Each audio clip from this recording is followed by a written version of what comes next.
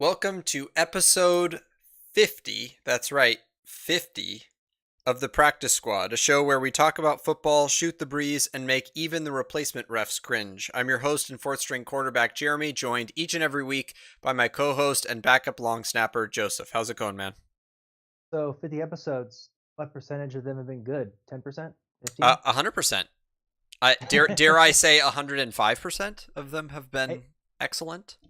hey man, 105% is pretty low because how the NFL players, right? They put 110 or 120% in everything. That's true. And they say that they're taller than they actually are all the time as well. And they all think for every team that they're good, they have a chance to get to the playoffs and win the Super Bowl this year. Absolutely. Yep. Um, so we are live right here on YouTube every Tuesday at 7:30 p.m. Pacific. If you like what you hear and want to support us, don't hesitate to like, share, and if you're feeling extra generous, subscribe. You can like, share, and subscribe even if you think you could run this show better than us. So this week we've got a wild card week to talk about, an all-pro list to shred, and commentators to make fun of, and of course, our wild division week playoff predictions. So let's go ahead and dive right into our first segment of the night, which is our game of the week. So last week, we lied.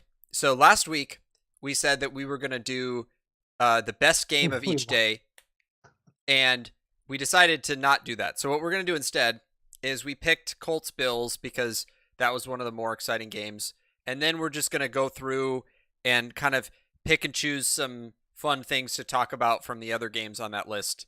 Of course, some of those games were better than others, so we'll uh, spend more time talking about some than others. But we wanted to have at least one game where we really zeroed in and analyzed it. So that game we chose to be Colts at Bills, which was a 27 to 24 edging of the Bills over the Colts.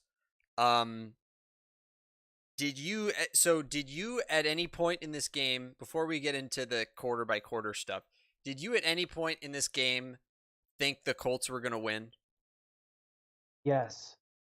I got a little nervous towards the end with the time that was left. I thought that the Bills didn't manage the time very well, I don't think. I think that was the issue. And I was just thinking, you know what? I think Rivers is gonna have a comeback here, or we're gonna go to overtime for just a little bit. I felt that, and then they made some bad decisions, and then I was like, I went away. Yeah. Um yeah, I kind of thought that too. I think they had about 2 minutes left at the end of the game. They were down by 3 at that point, and they had moved the ball fairly well through most of the game, and so I thought maybe they were at least going to get close enough to tie, and then they're they just kind of collapse at the end. Like they put too much. I thought they put a little bit too much on Rivers at the end. They didn't really run the ball. He missed a lot of passes, and they just couldn't. They were having trouble converting. And then there was that crazy like fumble, but did he really fumble play at the end that we'll get to? um, Yeah. Which, by the way, I'm ready to discuss that. I watched it several times, and per your text. So yeah, ready. okay, yeah, definitely that was an interesting situation. So let's go ahead and start with first quarter. So overall, I thought the Colts actually moved the ball really well. They did get stopped early, so they kicked a field goal to open up the game, 3-0, and then there was that ridiculous play where Allen like tucked the ball as if he was going to run, and then like backstepped and tossed it as he was going to the ground for a touchdown. The, yes. So that was like I don't know if that's going to turn into a vintage Allen play or something, but that was very Russell Wilson esque of him there. Um, and then did you have anything else from the first quarter? There wasn't a whole lot of action in the first quarter. Diggs made a ridiculous catch before the touchdown. I forgot how soon touchdown, if it was on the same drive or not, but he made just an absurd catch. Um, Was that the 40 yarder or whatever? yes, Yeah, yeah. I remember that one. Diggs might have the best hand. Him and Hopkins probably have the best hands in the league. Does in he my have the opinion. best hands or the best gloves? You know, Jerry Rice, is there really a difference those two? His hands are gloves. They attract football skin. No, I'm referring to Jerry Rice cheating back in the day. So he Oh, just took Jerry them Rice all never out. cheated. He's the purest football player known to man. Let's not talk about that. All right, we're talking about playoffs here, not you're trying Second to quarter, you're second trying to quarter. sour on 49ers.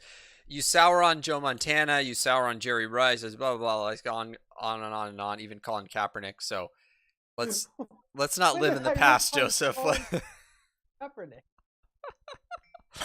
I remember at college you tried to convince me that you were so adamant that his rushing yards were going to go down that after that year he had this crazy game where he ran all over the Packers. Yeah, but then he just became like a nobody like 2 years later in the NFL. That's So true. I mean, That's true. He did. So, but back to the Bills. I don't know whose fault that was. All right, so second quarter, um, Rivers was hitting a bunch of wide open receivers. I thought the Bills. One of the reasons I agree with you that I was kind of at a point where I thought the Bills might not win was because I felt like in the first half, Colts just play after play had wide open receivers. He gets the ball to Taylor for a rushing touchdown to go up 10-7. And then I guess I have my next note is that they're at 4th and goal, so there must have been a punt or something. 4th and goal, Rivers back steps and throws to Pittman, but he drops it in the end zone. So They should have kicked the field goal. Like, yeah, I they don't would know have gone exactly. up 13-7, and like what? I don't understand what that was about. That wasn't needed there. Yeah, I agree. That was dumb. That was absolutely dumb. Yeah, you definitely that early in the game. I think you take the points. When you're only up by 3, it just felt yeah. Anyway, I felt like that was a mistake. So then, Allen almost got picked off in the end zone, but the ball was dropped. And then he had those crazy back-to-back runs. The one where he got upended. Yeah. Which, by the way, back to the replay, the refs did a great job of doing that and determining that it was an incomplete pass. Oh, the interception. Yeah, they that was did a dropped. great job of Yeah, proving that. That was great, and yeah, those 2 runs back to back were just I have the same notes here. yeah. I if I had been the coach, I probably would have. My heart probably would have skipped a beat when I saw that. But seriously though, I give the guy credit. He's a fearless runner. He does not mess around when he tucks the ball. Which is, has pros and cons. One of the cons can be that you can get knocked out. So I felt like the Colts should have been ready for that, like his touchdown run. It just felt like, yeah, this is probably going to happen. He just ran up because he had just had a running play where he ran like 12 yards or something, got upended, and they were at like the 4 or something. I thought they're gonna give the ball to Allen again. Like he's gonna keep it and run in. So I don't know why they weren't ready for him, why they didn't have a spy on him that whole time. But anyway, Allen got in the end zone, so that put the Bills up 14-10, and that was the halftime score. Then we open up the third quarter. The Colts get a run stop on Allen and force a field goal, so that puts the Bills up 17-10 or extends their lead to 17-10. And then I have here, I didn't actually quite get the number on the receiver because I think Pittman is number 11. Was there another drop in the end zone by Pittman?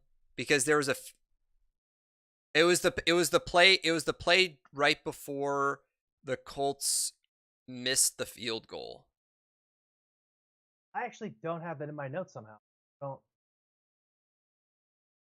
There was an end zone drop. I don't know if it was Pittman or not, but then they kicked the field goal that bounced off the post. Yeah, the dink. Yeah. So it stayed 17-10. So that was going into the fourth quarter, Bills were up by a touchdown. And then Allen threw that beautiful, effortless Perfect. deep shot to Diggs. Dude, that went 45 yards in the air. Threw it like nothing, and he Yeah, didn't even it set the looks kick. like it looks like he was throwing a wiffle ball. Like, Yeah, he's just playing catch with his son. yeah. I'm just gonna throw it 45 yards, no effort, and Well, just perfectly you placed. mean catch with his dad because he's 12. So that extended the Bills' lead to 2 touchdowns. So things are looking good for the Bills here. But then the Colts kind of came roaring back.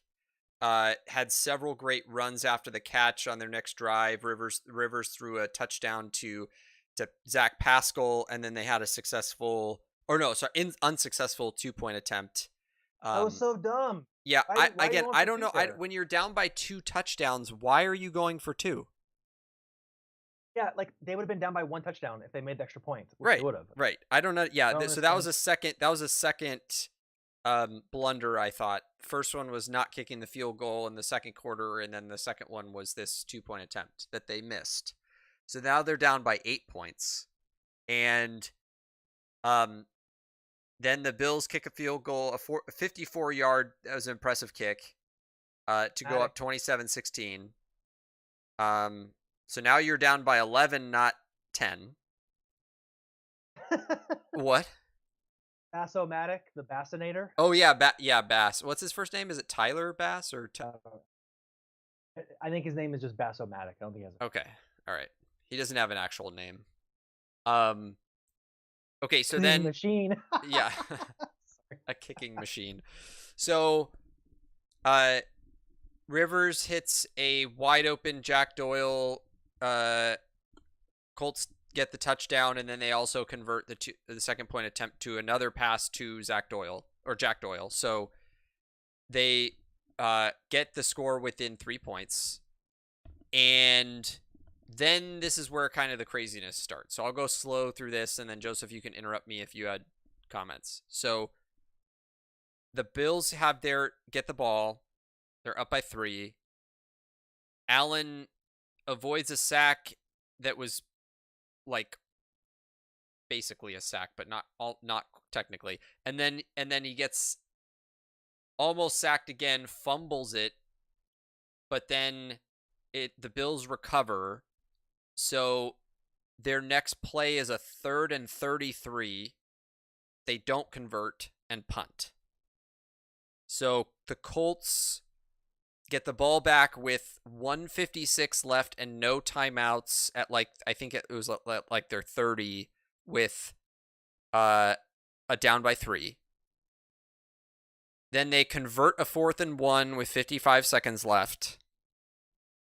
Then there's a 3rd and 10 that was knocked away, a pass that was knocked away, and a 4th and 10 that was caught at the Bills 45, but then it looked like a fumble that the Bills recovered.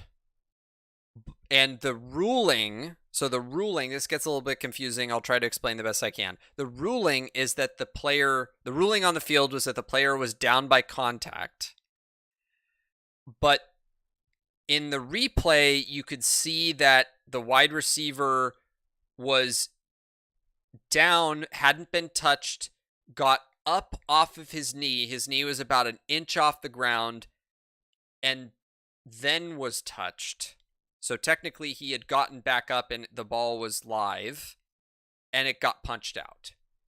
So then the referee came out, said the ruling stands, which means that they ruled he was down by contact, which I thought was incorrect.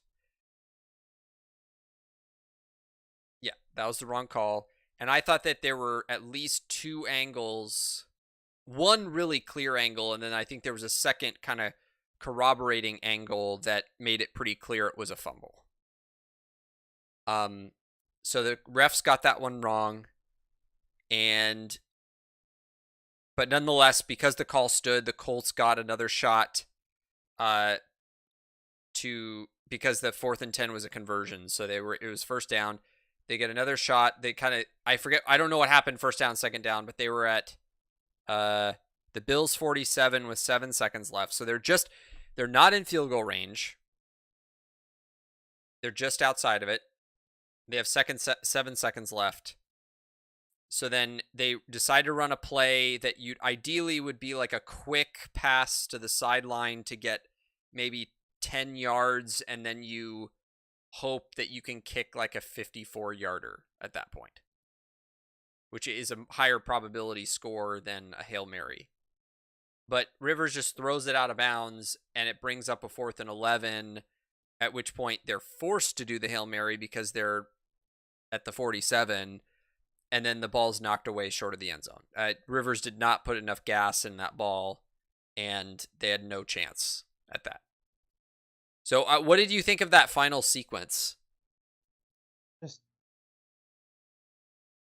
played like that was poorly played, and throwing out of bounds. Honestly, I don't know what more to say than that. It just looked like we weren't watching a prepared team in a 2-minute drill with a 8-time Pro Bowl quarterback, possible Hall of Famer. That felt like the kind of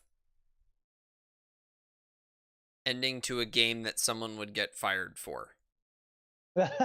Not a coach, not like the head coach, or maybe not even necessarily like maybe a coordinator. I don't know. It's just that was not. It felt like they had a pretty good game plan up until that point, and then they had done a pretty good job. I mean, Allen did get a couple of touchdowns in there, and he's always hard. But you kept the Bills to 27 points. You were in the game. You had the time, and all you needed to do was kick the field goal. And I just felt like do you think that they should have put a little bit more into the run game? Because I thought that they had, in the fourth quarter, they had some great runs, especially some runs after the catch. Like Nyheim Hines was having a great game. Like they were moving the ball on the ground. I don't know why they put it all on Rivers at the end like that. Yeah, and Taylor, had some good second effort, third effort runs, and yeah, they just didn't. I don't know, man. It just did not seem like that was executed as well as could have been. Yeah, I mean, just to read it off real quick, and then we'll move on. But so Jonathan Taylor was 21 carries for 78 yards, is 3.7 average, and a touchdown. Nyheim Hines was 6 carries for 75 yards, which is 12.5 yards. As a team, 30 carries for 163 yards, 5.4 average. They were moving the ball. Yeah. Just no excuse, in my opinion. I agree with you. They did not seem prepared. I thought Rivers did fairly good. He was under pressure for a lot of the game, but unfortunate. I did want the Bills to win, so I'm not upset about this. The Colts will be back next year. I don't know if they'll be back with Rivers, but they'll be back, and it just, that's a learning experience. They can't make that mistake again.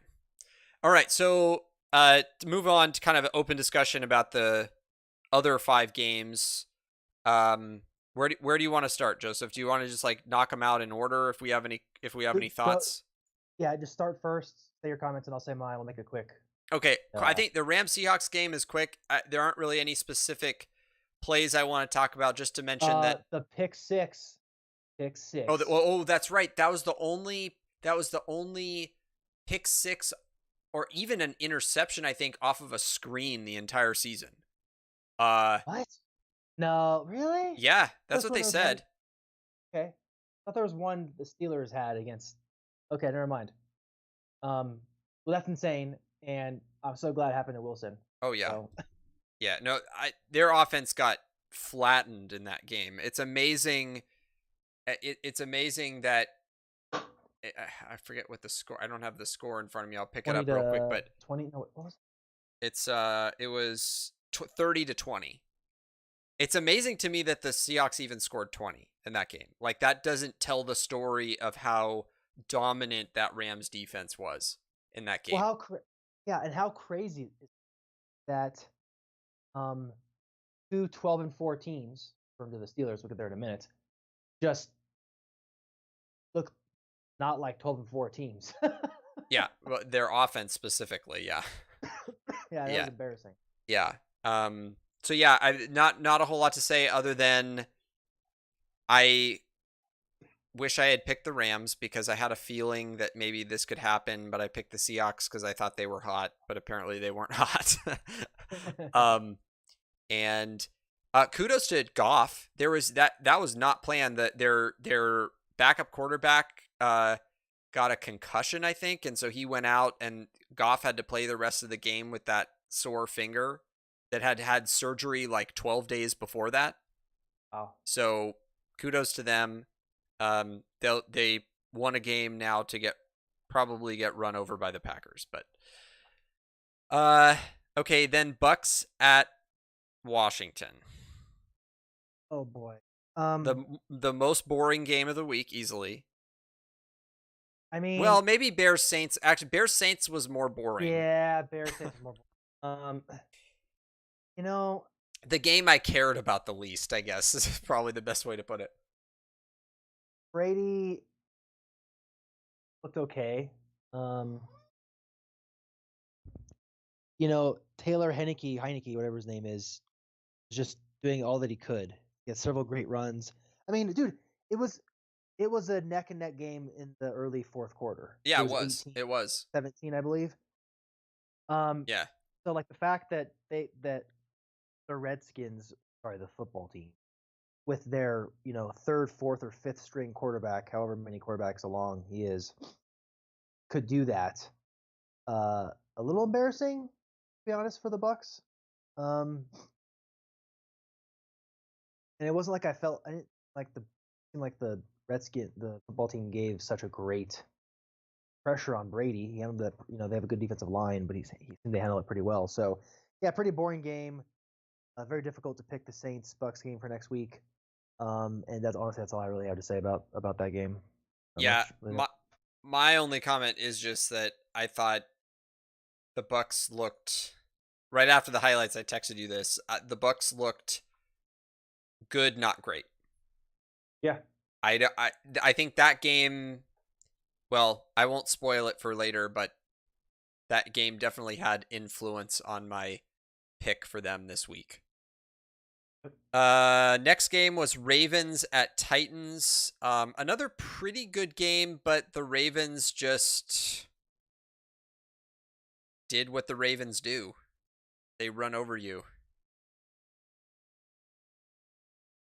Which has me a bit worried for the Ravens-Bills game coming up. We'll get there. I'm curious on your thoughts on that.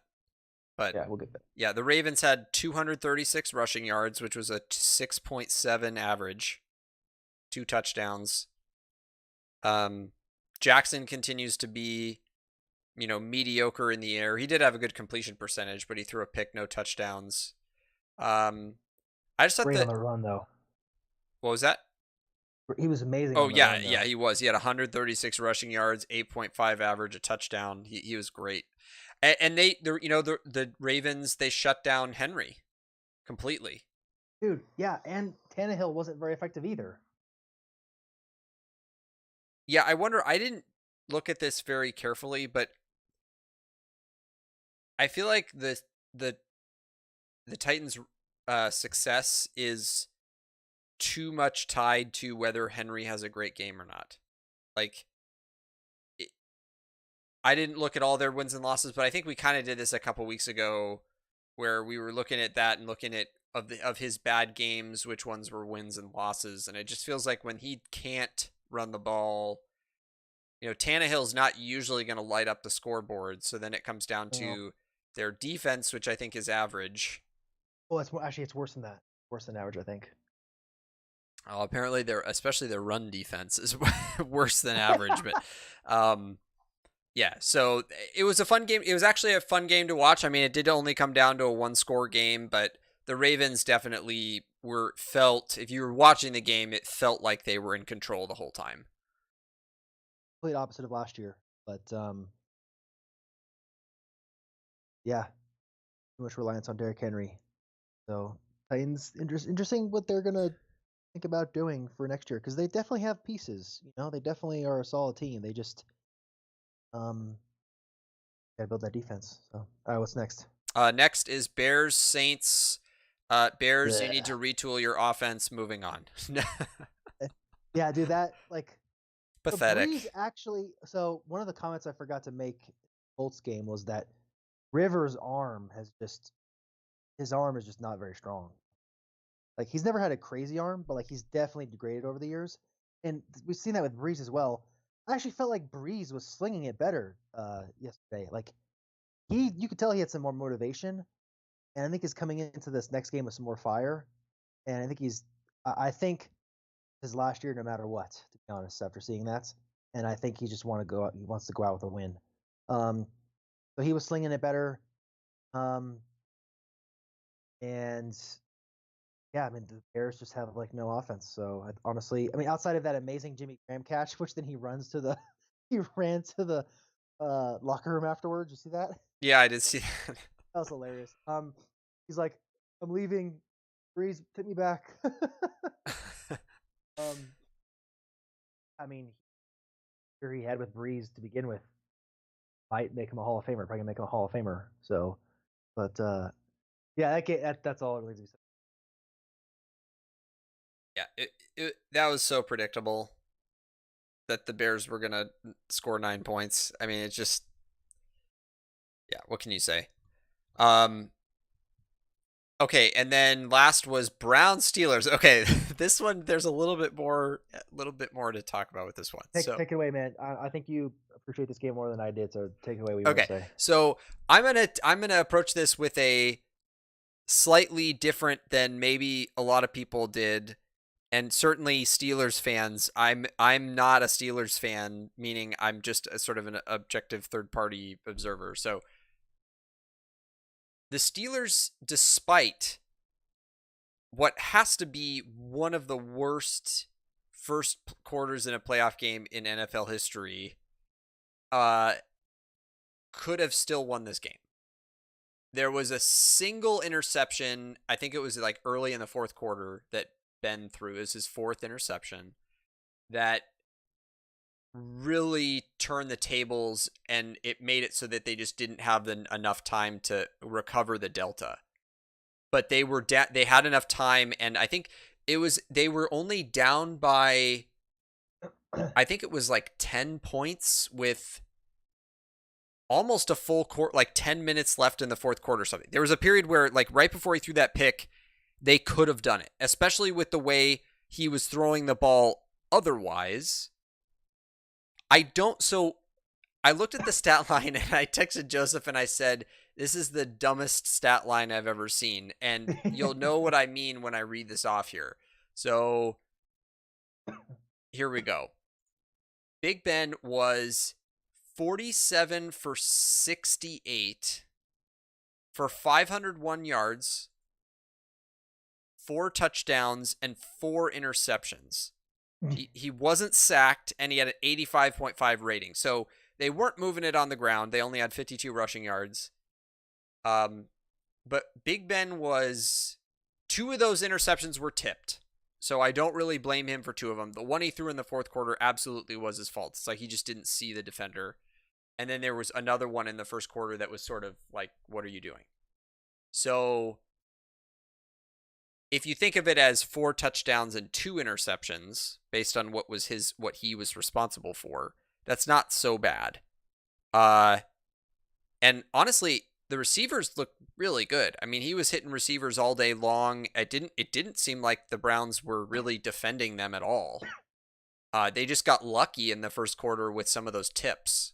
So, I mean, I don't know what to say, man. I think at the end of the day, I think the Steelers are still a better team than the Browns. I just thought the Browns got the game kind of handed to them on a silver platter in that first quarter, and the Steelers did a lot. They only lost by 11 after being down by 28, but they couldn't recover from that. And I was disappointed. The one thing I'll say is I was disappointed with the Steelers' defense in that game, which was their shining star of this season.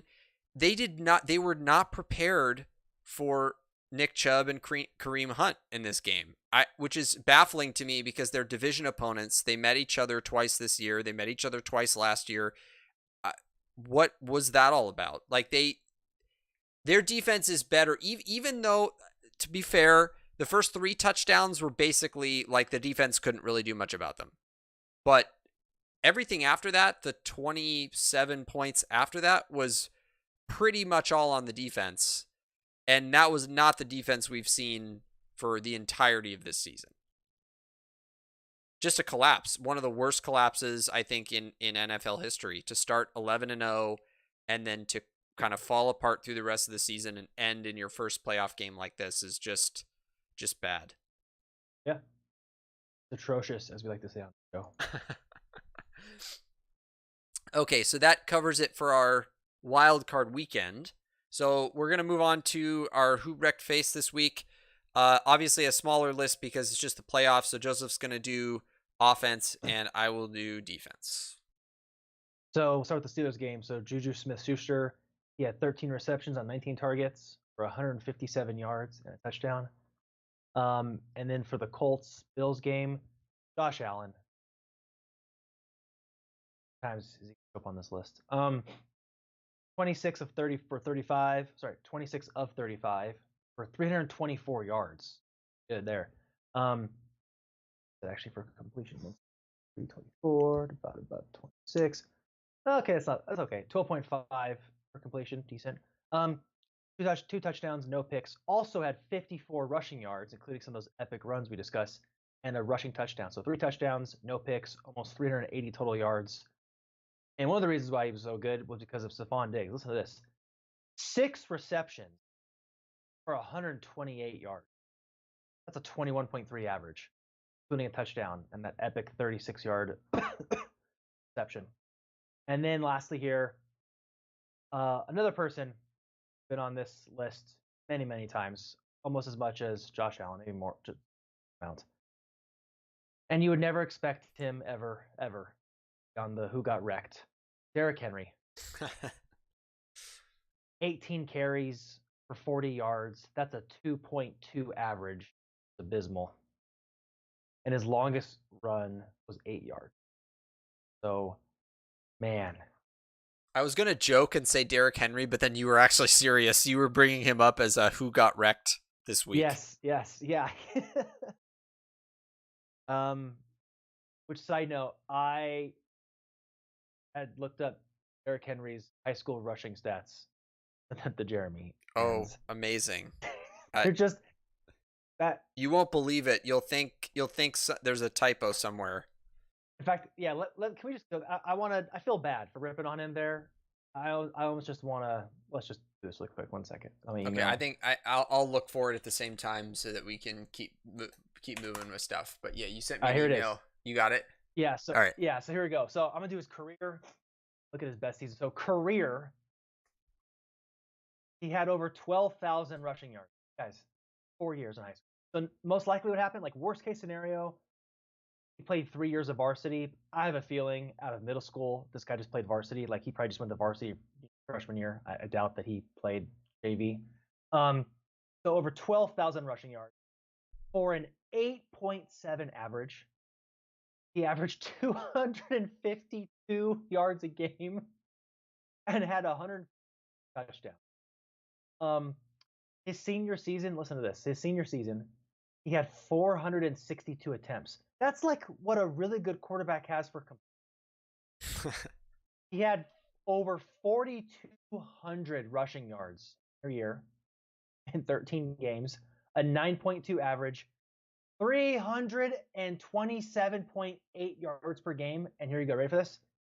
He had 55 rushing touchdowns. That's like one every 8 or 9 attempts. Yeah. I mean, he did more in 1 year of high school for not even a complete season, 13 games, than like a pro running back could ever dream to do in like his first 3 years in the NFL, maybe 4 years in the NFL.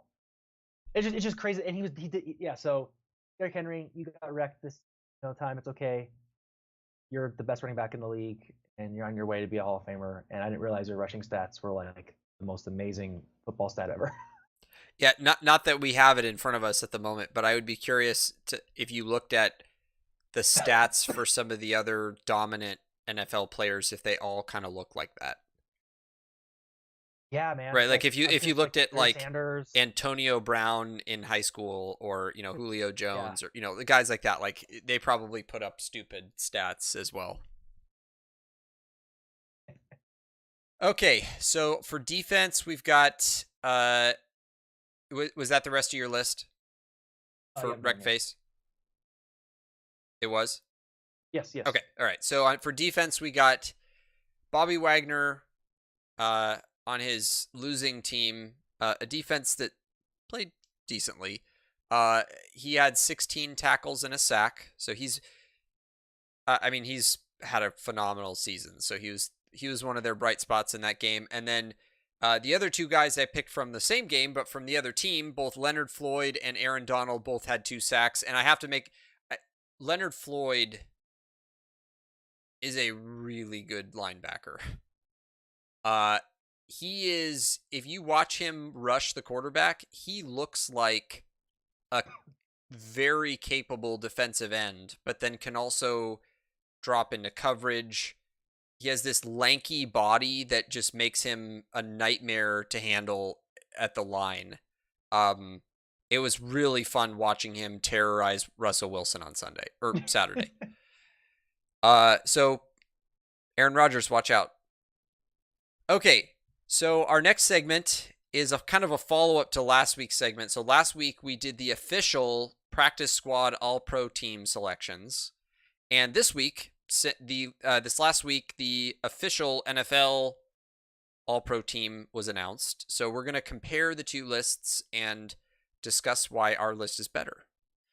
So I guess we'll just kind of I'll just go through, and then when we get to differences, we can talk about them. So unless you wanted to jump in for anything. So for offense, we'll start with offense. Aaron Rodgers for quarterback. That's also what we selected. Running back, Derrick Henry, also what we selected. Tight end, Travis Kelce, also what we selected. And then for wide receivers, they picked Devontae Adams, Stephon Diggs, and Tyreek Hill, which was also what we selected. For left tackle, they had David Bakhtiari. David Bakhtiari was on our tackle list, but they only picked one. They only have one tackle on here, or one left tackle. They have a right. Oh, yeah, and then one right. Yeah, they have a right tackle. So so Trent Williams was on our list, but Trent Williams is a left tackle, so I didn't have a right tackle on our list. So to be fair, that's fine. Their list has Jack Conklin from Cleveland as their right tackle. Then left guard was Quentin Nelson for the Colts, who we did not have. We had Wyatt Teller and Zach Martin. The two guards from the NFL list are Quentin Nelson and Brandon Scherf from Washington. And then the center was Corey Linsley, which we also had. So we just differed on the right tackle, just because it's a right tackle, not a second left tackle, and the two guards. So fairly close. Nothing that's upset me so far. Then we go into defense. And for edge rushers, they had TJ Watt and Myles Garrett. Now they break these down a little bit differently than we did, so that's fine. So so we had TJ Watt on our list just as a floating player, and then Myles Garrett we also had on our list as a pure defensive end. Then interior D lineman, we only had one of those, which was Aaron Donald, who did make it, and then DeForest Buckner, former 49er, now Colt, made it. So Did Buckner deserve it over guys like Jones or someone else? That's where I'm kind of like, I don't know if that's Chris Jones? I don't know. Honestly, I haven't looked at Buckner's numbers this season. Did you look at them? Did you feel like he was deserving of that I spot? can't remember if I did or not. It just came out across like, did he? But we can keep going. This next one is weird. Okay, so real quick, let me just to do service here. So Buckner was 58 tackles, 9.5 sacks, 2 forced fumbles, no picks, 3 passes defended, 4 stuffs. Yeah, so okay, never mind. I'm thinking of the next list, the linebackers, I think. Okay, yeah. So I thought Or Buckner or maybe it was was. Pro Bowl, not All Pro. I think it was the Pro Bowl I had issue with, not the All Pro. Yeah, well, that was the issue with Buckner, is that he got picked for the All Pro, but not the Pro Bowl, Yeah, which is dumb. which makes And that no also happened sense. with someone. I Yeah, know it you happened should with someone never else. see someone on the All Pro list that doesn't make the Pro Bowl. That makes no sense. But it happens. So yeah. Yeah. Okay, so then for linebackers, Fred Warner, 49er, Bobby Wagner, and Darius Leonard. Interestingly, none of those were on our list. Yeah, and so I can Leonard, sure. I think you said Fred Warner was a high PFF rated, but Bobby Wagner? How does Bobby Wagner beat out Zach Cummings, Blake Martinez, Jacob? Oh, what's his name? Oh, dude, Delvin Joe White. Schobert. Yeah, Schobert, and then Delvin White for Tampa Bay. How did he not make it? Oh yeah, on here? He Devin was White. like, Yeah, I don't know. So yeah, Devin White is baffling. I agree with that. he's the clearest linebacker to be on this list. I don't understand what happened. Yeah. So let me Devin pull. White Let me got just it. pull up real quick. So for 2020 regular season, I mean Bobby Wagner did. He was 7th in tackles. 3 sacks, kind of mediocre. He had 8 tackles for loss, which is not a lot. 8 passes defended, which is more than average. No interceptions, no forced fumbles. Yeah, I don't agree with the Bobby Wagner pick either. I thought there were multiple guys that were more deserving than him on that. Yeah, I think between Fred Warner and Darius Leonard, I'm okay with the NFL picking one of those guys, but Devin White should have been there, and then one of the other guys you and I picked should be the other guy. Yeah, honestly, I think both of the guys. I mean, Devin White should have just been a shoo-in, and then I think Joe Schobert and Roquan Smith were both easily, arguably better picks than Wagner and Leonard. So I don't know. Crazy. I mean, it's just I don't know how they made that decision. It's worse. Oh no. So here we go. So we got for cornerbacks. They broke it into cornerbacks and safeties. We just did 4 defensive backs. So they have Xavier Howard. If that hadn't been on the list, there would be rioting. And then they had, for the second cornerback, they had Jalen Ramsey. We had J.C. Jackson from New England and Jair Alexander from Green Bay. So neither of them made it. I don't really understand the Jalen Ramsey pick.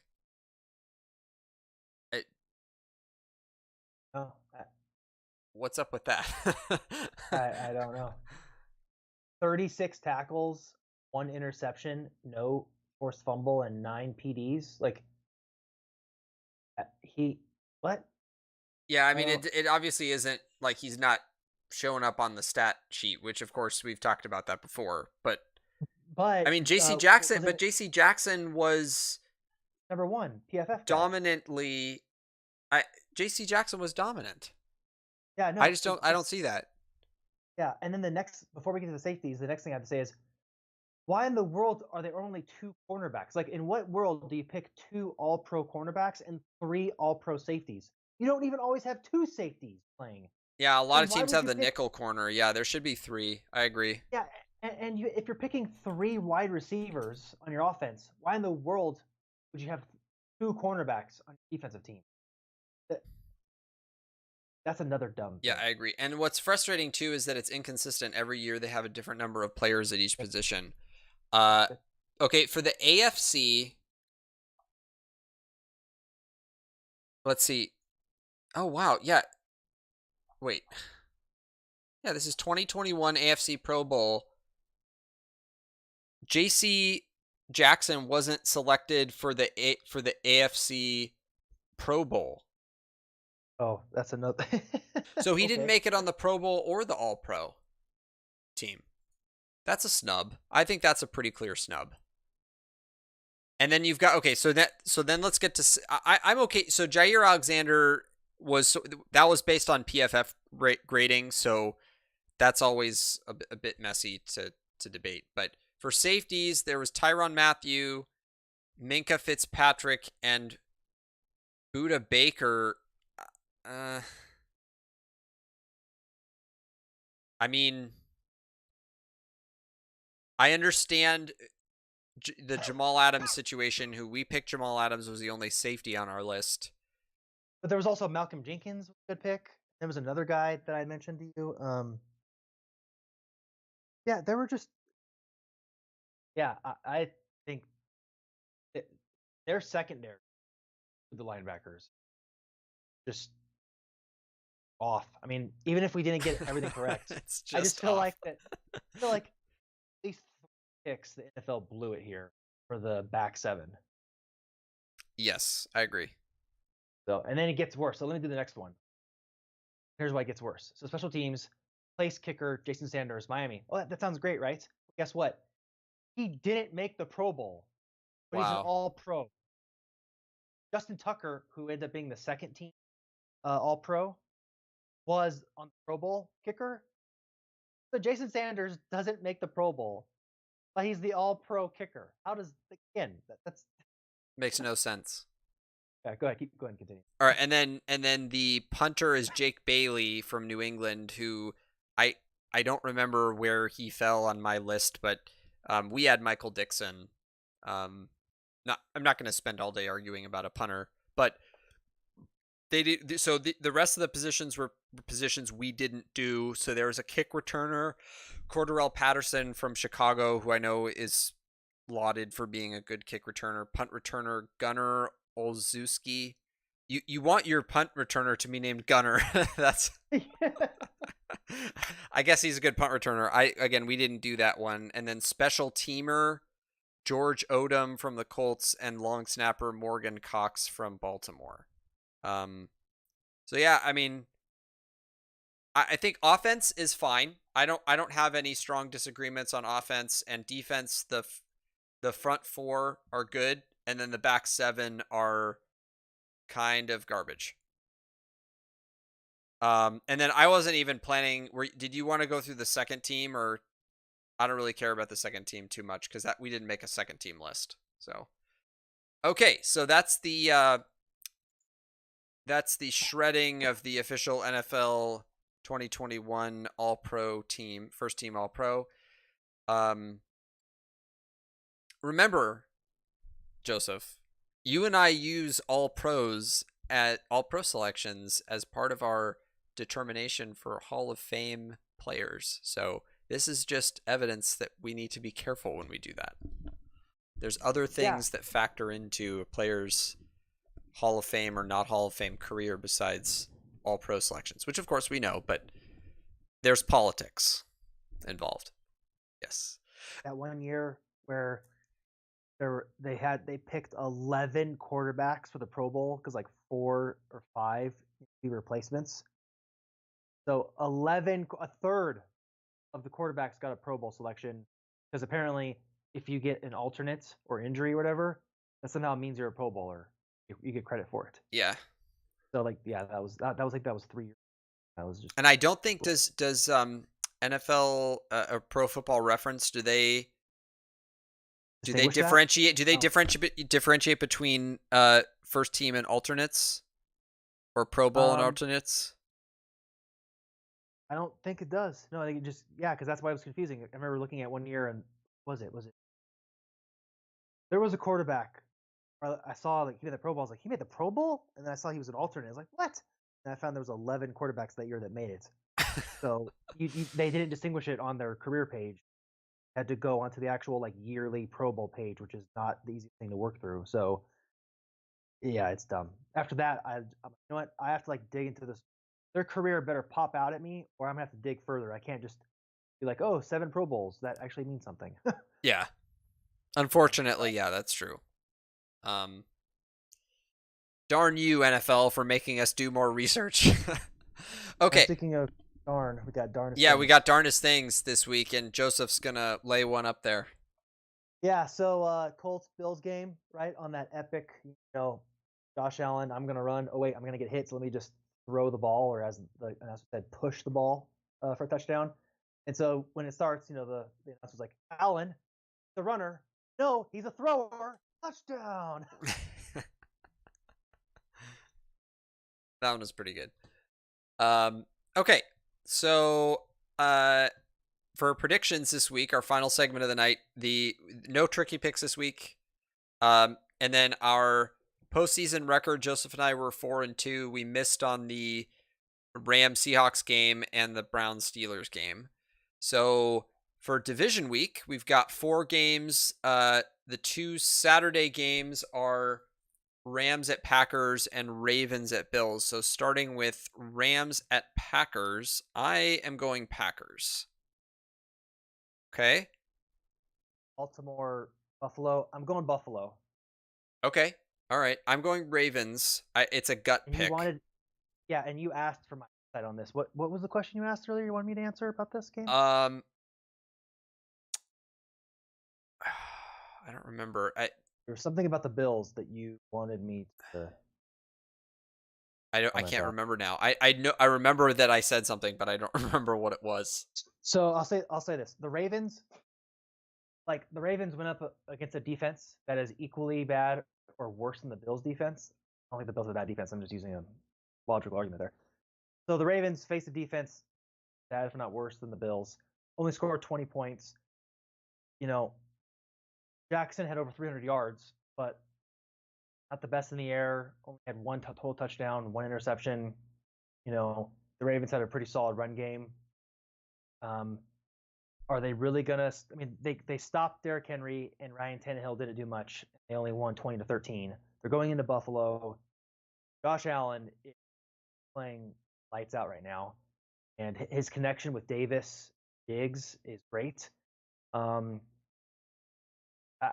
Yeah, I think if I had to pick a score, I think this is like a 31-21 Bills. Okay. All right. Yeah, this was a tough one, but I'm going with my gut on this one on the Ravens. All right, go ahead and start Sunday. Okay, so Sunday we've got Browns Chiefs and Bucks Saints. So for Browns Chiefs, I'm going Chiefs. Same. And then Bucks Saints, I wrestled to one. I almost flipped a coin. I'm not kidding. Like, I went back and forth. I was like, you know what? I'm gonna lose my mind. I can't do this. I'm having arguments with myself on both sides. I almost flipped a coin. And then I think I ended up watching the Bucks Redskins highlights, and then the Saints one. I was like, you know what? I'm giving it to Breeze.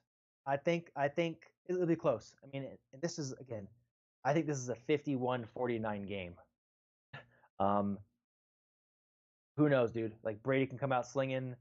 Saints don't have super home field advantage. Hardly anyone at all in the dome. But I'm just giving the slight edge to Breeze. A little more fight him. This is more important for him, not only this year, but for his career. Brady's going to play next year regardless. And as long as the game is close and he plays okay, I don't think the Bucks fans are going to be too crushed. Like, they'll be disappointed. I think an NFC championship was like the minimum. But if you play well against Drew Brees and the Saints edge him out, I don't think Bucks fans will be distraught because they're looking good for the next year. But I think this is Brees' last year regardless, and he needs to do what he can. So I think it's going to be close. I'm thinking like, maybe like a 24-21, like a 27-21 kind of game. Yeah, that's exactly my thinking. I picked Saints as well. I was actually leaning slightly towards the Bills, and then I watched the Bills game, and I thought to myself, well, the football team's defense is probably a little bit worse than the Saints defense, and the Saints offense is much better. So I thought, well, the Bucks barely handled Washington, and Brady had a decent game. It wasn't like knock your socks off, but it was fine. And I just think the Bucks are just a little outclassed by the Saints. I would not be surprised if this game turned into a shootout, but I think if it does, I think the Saints are well, let me say this. I think if it actually turns into a shootout, I think the Bucks are better equipped to handle that. But I don't think it will be because I think the defenses are too good for that. So I'm going Saints, but this was a tough one. And will the Bucks really have an answer for Hill and Kamara and Michael Thomas? Yeah, I don't know. I don't think so. That's the thing. I don't think they will. Yeah. Okay. All right. So we differed on Ravens Bills. So I'll highlight that one for next week. So for game of the week, we're gonna do pretty much the same that we did for this week, where we'll after the games are over, we'll pick the best game to talk about, and then we'll just do kind of a quick discussion on the other three because we'll either watch part of them live or watch highlights later before the show. So that concludes our wild card week episode, and we'll be back online next week with our post division week, pre championship week episode.